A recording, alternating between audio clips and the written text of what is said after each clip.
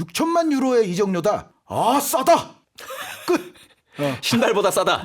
아, 싸다. 여름 이적 시장 지난 에피소드에서 20위부터 11위까지의 그 이적료를 소개를 해드렸었는데요. 이번에 마저 소개를 해드리지 못했던 10위부터 1위까지를 소개를 해드리도록 하겠습니다. 다시 말씀을 드리자면 트랜스퍼마크트 기준으로 저희가 작성을 했고요. 그리고 제가 대본을 작성했던 7월 17일 일요일 오후 시간을 기준으로 리스트가 좀 작성이 되다 보니까 두 명이 빠졌습니다. 리산드로 마르티네스 그리고 로베르트 레반도프스키, 이 선수들이 사실은 10위부터 1위 사이 이 리스트에 들어가야 하는데 제 대본에선 좀 밀려났어요. 또 추가로 드릴 말씀은 네. 업로드가 올라올 때쯤에는 레반도프스키와 리산드로 마르티네스 선수 이외에도 탑10 안에 이적료가 들어올 수 있는 선수가 또 나올 수도 있어요. 그 유력 후보가 사실 있죠 지금. 아, 덜리우트 같은 선수도 이제 바이에른 뮌헨이 영입한다는 썰이 예. 저희 녹화 기준으로는 상당히 짙게 퍼져 있거든요. 뭐 합성한 그 유니폼 사진은 많이 돌아다니고 있는데 다시 말씀드리자면은 저희가 녹화를 하고 있는 이 시점에서는 오피셜은 안 떴습니다. 네. 그리고 또 이거는 이적료 기준이기 때문에 임대 내지는 자유계약인 선수들은 근본적으로 이 리스트에 포함될 수 없다. 네, 선임대 후 이적의 경우에는 후 이적이 발생했을 때 이 저희가 애정하는 트랜스퍼 마크트에서 딱 처리를 하더라고요. 아, 그래서 지난번에 공동 12위죠. 예. 누누 멘데스 선수 같은 경우는 파리 생제르맹에서 이미 뛰어왔지만 이번에 공식적으로 이적료를 받으면서 영입을 했고 또 방출을 했기 때문에 누누 멘데스 같은 선수가 지난번 리스트에 있었어요. 네, 그런 선수가 바로 지금부터 등장합니다. 10위입니다. 10위는 피오렌티나에서 유벤투스로 이적을 한 선수입니다. 바로 페데리코 키에사 선수. 이 선수 뭐 유벤투스에서 뛴 지는 오래됐습니다만 이제 완전 이적을 이번 여름 이적 시장에 하게 됐습니다. 4천만 유로의 이적료가 발생을 했습니다. 네, 키에사 선수는 그런데 이번에 공식적으로 이적했다는 느낌이 아니에요. 그렇죠. 이게 네. 2020년 10월 5일에 유벤투스로 2년 기간의 임대 이적을 했으니까 사실은 2시즌이 됐죠, 지금. 그렇기도 하거니와 키에사 선수는 유벤투스의 에이스처럼 보였잖아요. 그렇죠. 네, 유벤투스뿐만 아니라 이탈리아 대표팀에서도 그랬고 가장 뭐 예리하고 날카로운 공격 자원임에 틀림이 없었기 때문에 거의 뭐 에이스급 활약을 했던 선수가 이제 이적했다? 그 말 자체가 좀 이상하게 들리기는 하는데 어찌됐건 이번에 4천만 유로의 이적료가 이제 지급이 되면서 완전 영입이 된 거죠. 유벤투스 입장에서는. 근데 이 선수는 이제 다들 아시다시피 전방 십자인대 부상으로 인해서 장기간 지난 시즌을 좀 날렸습니다. 네. 그래서 이제 다가올 시즌에는 당연히 돌아올 텐데 키에사 선수가 없었던 관계로 이탈리아 대표팀도 제가 봤을 때는 아주 치명적인 타격을 입었고 결국은 이제 월드컵 본선을 가지 못했는데 물론 그게 뭐 키에사 선수 한 명의 이유는 아니라고 볼 수도 있지만 또 키에사 선수의 공백이 작았던 것도 아니거든요. 그렇죠. 그래서 키에사 선수가 유벤투스뿐만 아니라 이탈리아 대표팀에도 굉장히 중요한 자원인데 얼마나 이제 돌아와서 빠르게 옛 폼을 보여줘서 이 유벤투스를 다시 이끌어갈 수 있느냐가 이제 키에사 선수의 다음 시즌 활약을 지켜보는 가장 큰 포인트라는 생각입니다. 사실 키에사 선수가 지금까지 보여줬던 그런 것들을 생각을 한다면 4천만 유로가 그렇게 뭐라고 해야 될까요? 좀 비싸다고 느껴지진 않죠. 약간 싼 느낌이 좀 있어요, 저는. 맞아요. 오히려. 이 유럽 축구의 인플레이션이 온 지가 꽤 됐잖아요. 꽤 됐죠. 네, 이 인플레이션 상황에서 키에사 선수 정도의 공격력을 가진 공격 자원이라면 사실은 4천만이면 싼 거예요. 네, 더 받아야 되는데 2년 전에 또 계약을 했던 관계로 4천만 유로에 상당히 좀 경제적인 영입을 할 수 있었던 유벤투스였습니다. 자, 이제 9위를 소개를 해드리죠. 9위입니다. 포르투에서 파리 생제르맹으로 이적한 미드필더입니다. 4,150만 유로로 팀을 옮겼습니다. 바로 비티냐 선수입니다. 네. 이 비티냐 선수와 더불어서 포르투를 떠난 미드필더가 지난 시간에 말씀드렸던 파비오 비에이라 선수, 아스날로 옮겨온 선수예요. 그런데 파비오 비에이라 선수보다는 비티냐 선수가 저는 몸값도 좀 더 비싸지 않습니까? 몸값도 좀 더 비쌀 뿐 아니라 실패 확률이 조금 더 적다. 라고 생각이 돼요. 그러니까 이 비티냐 선수는 일단 공격형 미드필드 라인 그리고 그거보다 조금 낮은 수비형 미드필드 라인까지도 뛸 수가 있고요. 그러니까 이른바 2선에도 가능하고 3선에도 가능하고 중앙에도 가능하고 측면도 가능하고 범용성을 지니고 있다. 이른바 조금 더 온전한 육각형이다. 이 선수도 사실 경쟁이 많이 있었거든요. 그렇죠. 네, 그것을 또 파리가 뚫고 영입을 했는데 그 주인공은 또 루이스 캄포스 어드바이저가 됐죠. 그렇습니다. 자, 이어서 8위로 넘어가겠습니다. 8위는 바로 4,875만 유로로 이적을 한 선수, 리즈에서 맨시티로 이적을 했는데요. 칼빈 필립스입니다. 네. 이 맨시티 팬들이 아주 좋아하시죠. 일단 맨시티 스타일에 잘 어울릴 만한 선수임에는 틀림이 없고요. 기본적으로는 좋은 영입이라는 생각인데요. 그러나 약간의 불안감은 저는 이 선수에게는 있기는 하다고 봐요. 얼마 전에 6월 A매치 기간 동안에 이 칼빈 필립스 선수가 데클란 라이스 선수가 옆에 없었을 때의 경기에서 그렇게 좋은 모습이 아니었었거든요. 그래서 막상 로드리와 같이 뛰는 게 아니고 혼자서 이제 로드리 롤을 맡게 됐을 때는 조금은 관찰할 필요는 있어요. 뭐 그래도 기본적으로는 굉장히 훌륭한 영인 건 사실인 것 같습니다. 그렇죠. 그리고 맨시티는 주변의 동료들이 워낙에 좋기 때문에 잉글랜드 팀과는 또 좀 다른 얘기가 아마 나올 겁니다. 네. 자, 이어서 7위로 넘어갑니다. 이제 앞자리가 5자로 바뀌었는데요. 5,220만 유로로 이적을 한 선수입니다. 바로 맨시티에서 아스날의 9번이 된 가브리엘 제수스 선수입니다. 네, 싸진 않다라고 일단은 말씀드리겠는데요. 제가 그거 물어보려고 그랬어요. 네. 예. 왜냐하면 제수스 선수가 지난 시즌 리그 기준으로만 따졌을 때 10골이 안 되거든요. 지지난 시즌도 10골이 안 됐죠. 두 시즌 연속해서 10골을 못 넣었어요. 네. 그러니까 좀 비싸죠. 그런데 놀랍게도 페페보다 3천만 유로 정도가 쌉니다. 그거는 엄청 싼 거죠. 그러나 실제로 페페 선수가 아스날에서 근자에 했던 것의 총합을 고려해 보면 페페 선수가 이제 아스날 입장에서는 사기 당한 것이고 페페 선수를 제외하고 그냥 이 딜만을 바라봤을 때는 제수스 선수도 약간 비싸 보이는 건 맞아요. 사실인데 네. 다만 제수스 선수는 대한민국 와서도 짧은 시간 뛰었는데도 골 하나 넣지 않았어요. 잘했죠. 예. 지난 시즌 말미에는 본인의 고질적인 약점인 결정력이 상당히 해소된 듯한 느낌의 경기들도 여러 경기가 있었어요. 그래서 저는 부디 아스날에서는 지난 시즌 말미에 그 좋았던 시기의 폼을 좀 지속시키기를 바라고 또 아스날에서는 굉장히 어떻게 보면 제수스 중심으로 또 많이 볼을 몰아줄 거거든요. 그런 걸 고려할 때 이게 윈윈이 되어야만 하겠습니다. 네, 아스날 팬의 바람을 함께 들어보셨습니다. 예. 이제 6위입니다. 자, 6위 역시 맨시티를 떠난 선수가 차지를 했습니다. 5,620만 유로로 맨시티에서 첼시로 이적한 라힘 스털링입니다. 네.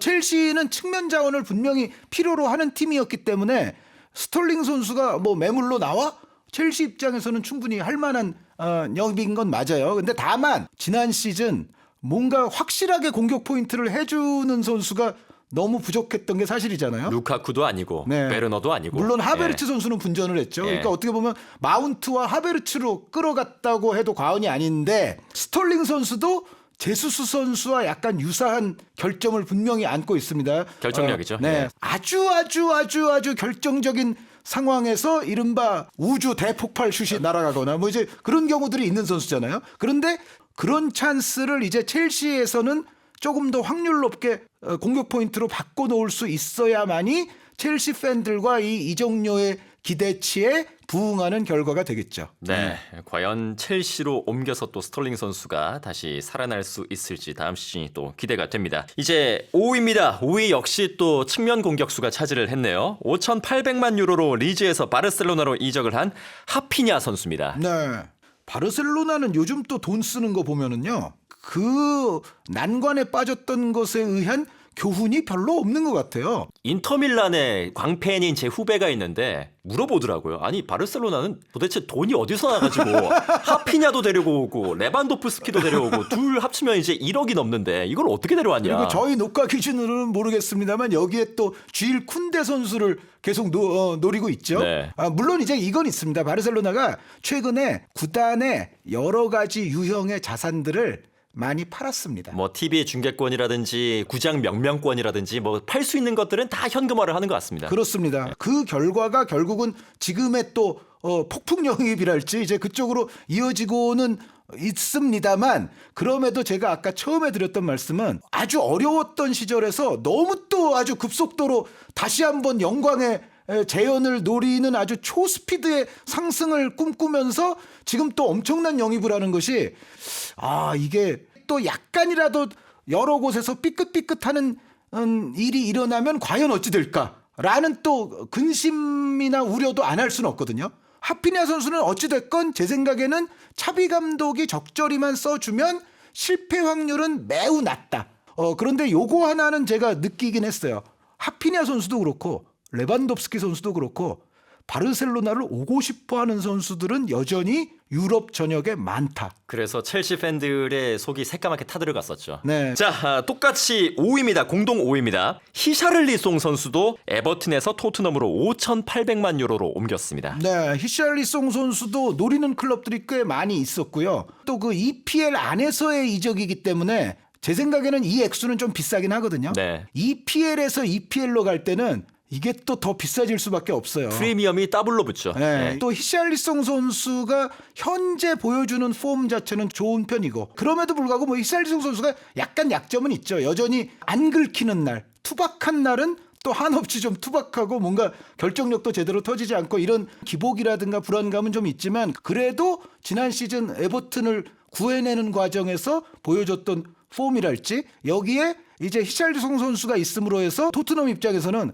왼쪽에도 쓸 수 있고 중앙에도 쓸 수 있고 오른쪽에도 쓸 수 있거든요. 그러니까 이 선수가 갖고 있는 상당한 그 어떤 저돌성의 범용성까지도 있죠. 손흥민 선수의 로테이션 자원이 될 수도 있고 손흥민 선수와 더불어서 뛸 수도 있고 또 케인이 만약에 지난 시즌 뭐처럼 부상으로 뭐 빠진다거나 하게 되면 케인 자리에 히샬리송이 들어올 수도 있고 뭐 그래서 분명히 토트넘 입장에서는 공격의 두께를 훨씬 더 두텁게 하는 좋은 영입이라는 생각은 드는데 그럼에도 일단 한국에서 경기 치르고 간 것만 딱 보자면 그러니까 아직까지는 그래도 쿨루셉스키가 조금 더 토트넘 주변 동료들을 더 좋게 만들어줄 수 있는 역할에 있어서는 이미 적응이 됐고 특화돼 있구나라는 거를 보여줬고 상대적으로 히샬리송이 들어와 있을 때는 뭔가 주변 동료들과의 유기적인 조화가 그렇게까지 엑설런트하지 못했어요. 그래서 그런 부분은 앞으로 이제 팀과 히샬리송 선수가 양자가 모두 이 선수를 제대로 이용하기 위해서는 개선을 시켜야 되는 부분이다. 네. 자, 이제 시상대 포디움 위에 올라가는 3명의 선수들이 남아 있습니다. 3위부터 소개를 해드리죠. 6천만 유로로 팀을 옮겼습니다. 도르트문트에서 맨시티로 이적을 한 엘링 브라우트 홀란 선수입니다. 정말 6천만밖에 안 돼요? 이거밖에 안 돼요. 뭐 이면이나 뭐 다른 거 전혀 없대요? 그건 제가 알 수가 없죠. 이면이 있는지는 모르겠습니다만 트랜스퍼 마케트 기준으로 6천만 유로입니다. 홀란 선수는 물론 엄청나게 많은 연봉은 받을 수 있겠죠. 그러니까 총액은 물론 맨시티가 더 지출하는 거지만 6천만 유로의 이적료다. 싸다. 끝. 신발보다 싸다. 싸다. 이거는 더 이상 말할 필요가 없는 것 같아요. 이거 정말 쌉니다. 지금 현재 신체 조건 좋은 정말 9번 자리에 정통형이면서도 주력 빠르고 괴물 같은 피지컬에 여러 가지 연계까지도 가능한 선수. 엘링 브라우트 홀란드 아닙니까? 자신의 분야에서 뭐 지금 현재 탑이라고 해도 과언이 아닌데 이거는 싸다죠. 그렇죠. 네. 더 이상 뭐 이거는 설명할 필요가 없고 다들 아시다시피 맨체스터 시티의 지난 시즌에 가장 도드라진 결점이 뭐였습니까? 가운데 공격수가 없다는 거잖아요. 그렇죠. 골을 넣을 사람이. 가운데 공격수가 없는 통에 그 자리를 뭐 세계 지금 넘버 원으로 데려왔으니까 더 큰 돈을 줬어도 사실 이상하지가 않은데 6천만 유로? 이거는 뭐 그냥 이건 성공한 거예요. 6천만 유로 앞에 숫자 1이 하나 더 붙어도 맨시티는 돈을 낼 것 같은데. 그럼요. 그런데 6천만 유로로 영입을 했으니까 이티하드 스타디움 쪽으로 맨시티 팬들은 매일같이 절을 하셔야 되겠습니다. 자, 이제 2위입니다. 과연 엘링 브라우트 홀란 선수보다 더 비싼 2명의 선수는 누굴지 바로 2위인데 벤피카에서 리버풀로 7,500만 유로의 돈으로 옮겼습니다. 다윈 누니에스 선수입니다. 누네스 선수의 지난 시즌의 센세이셔널한 활약을 고려해 보면 그리고 요즘의 인플레이션을 고려해 보면 이 액수를 지불할 수도 있긴 있어요. 저는 그 인플레이션 쪽에 좀 더 방점이 찍힙니다. 그렇죠. 네. 좀 비싸요. 이 영입은 리버풀 팬들에게는 역시 조금 불안감을 주긴 할 것 같아요. 누니에스 선수도 물론 그 좋은 피지컬에 비해서 아주 좋은 스피드를 보유하고 있고 또 이 선수의 활동 영역 자체가 상당히 넓고 그러니까 중앙에만 딱 틀어박혀 있는 또 그런 유형은 아니기 때문에 그리고 챔피언스 리그 같은 유럽 무대에서도 이미 어느 정도는 검증이 돼 있었고 그리고 또 역시 이 선수를 원하는 클럽들은 여름 이적 시장에서 많이 있었고 그런 상황에서 7,500만이니까 요즘 기준으로는 어떻게 보면 쓸 만큼 쓴 거기도 해요. 옵션까지 더하면 1억 유로가 된다라는 이야기도 있어요. 네, 그러니까 지금 액면으로 따지면 홀란드 선수보다 꽤 비싼 거잖아요. 그렇죠. 그런데 홀란드만큼 하겠느냐라는 질문을 던졌을 때는 역시 그거는 물음표가 쳐질 수밖에 없고요. 홀란드 선수에 비해서는 근본적으로 누네스 선수가 약간 투박한 스타일이죠. 리버풀은 이제 마네가 빠지고 지금 누네스란 말이죠. 물론 마네는 가짜 9번 스타일이기는 했어요. 가운데서 뛸 때. 이제 마네가 가운데서 뛸 때와도 아마 앞으로 계속 비교가 될 거예요. 그렇겠죠. 그러니까 더 훨씬 더 정통형 9번을 데려다 놨는데 과연 마네가 가운데서 뛸 때보다 막상 골이 덜 터지고 약간이라도 덜 효율적인 모습이 나오게 되면 리버풀 팬들은 마네가 30줄에 접어들었지만 그 액수에 팔더니 그거보다 훨씬 큰 액수로 이런 9번을 데려왔구나라는 얘기를 할 수밖에 없어요. 나중에. 만의 몸값의 2배가 넘네요. 생각해보니까. 그러니까 물론 이제 연령으로 보면 또 이제 누네스 선수는 앞으로 또 구말리 같은 길이 있기는 하지만 누네스 선수는 일단 프리미어리그 초반 한두 달이 굉장히 중요할 것 같아요. 네. 거기서 만약에 팬들의 신뢰 얻지 못하고 그러면은 잉글랜드 언론들이 또 엄청나거든요. 민심의 떡락이 발생을 하면서. 네, 그 아주 표독스럽게 미디어들이 누네스 사례를 앤디 캐롤과 비교하려 들 거고요. 금기어 아닙니까, 그거? 아니 금기어인데 뭐 헤어스타일도 그렇고 약간 외형도 그렇고 만약에 안 되면 그래도 앤디 캐롤 선수보다는 잘할 걸로 보는데 네. 그게 이제 홀란드에 가까워질 거냐 앤디 캐롤에 가까워질 거냐 그건 중간은 없어요. 제가 봤을 때. 팬들과 미디어의 평가에는 그만하면 뭐 그럭저럭 이런 평가는 저는 없을 거라고 봐요. 그러니까 만약에 그럭저럭 골을 넣어주잖아요. 그러면은 앤디 캐롤 쪽에 가깝다고 아마 몰아붙일 가능성이 커요. 못하다고 하겠죠. 예. 그러니까 홀란드만큼은 아니어도 홀란드 쪽에 확연히 좀 가까운 모습이 나와야지 만약에 그렇게 안 될 경우에는 누네스 선수 본인뿐만 아니라 팀 자체가 조금 흔들릴 여지가 발생한다. 네. 자, 이제 1위로 넘어가겠습니다. 대망의 1위입니다.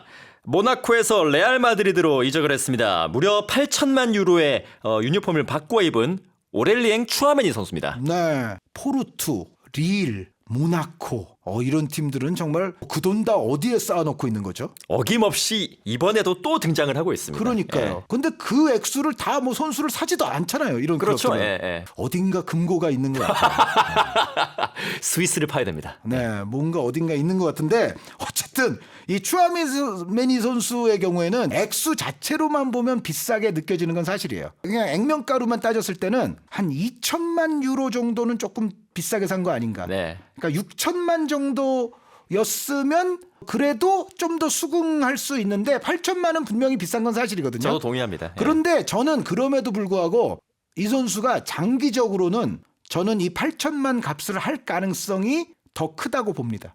그러니까 저 레알 마드리드 팬분들께 제가 아주 호의적인 평가를 내려드리는 건데 유명한 이른바 크카모 조합은 이제는 하나 둘씩 물러갈 때가 됐죠. 대체자를 다 구해야 돼요. 이제. 네, 결국은 대체자를 구해야 되고 이미 카마빙가와 발베르데라는 아주 우량 미드필더들이 이미 팀에 있습니다. 그 상황에서 결국은 한 자리가 더 필요했거든요. 추아메니 선수라면 최근 이 선수가 보여왔던 기량이나 이 선수의 현재 연령을 고려해 볼 때 추카발 라인으로 레알 마드리드를 장기간 끌고 가는 데 있어서 저는 상당히 좋은 영입이라고 생각을 합니다. 참 아틀레티코 팬 입장에선 지긋지긋하네요. 네, 이게 또 추카발 라인.